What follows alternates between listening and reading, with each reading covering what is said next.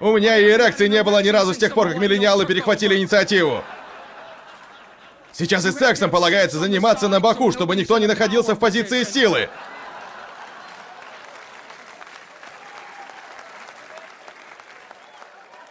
Эти миллениалы пришли на нашу планету и...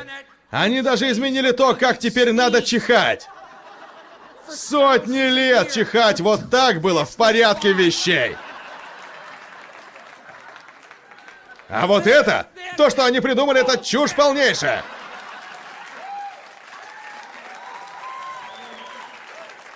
Вот так чихать тупо. В этом нет никакого смысла. А ладонь, она же просто создана для того, чтобы в нее чихали.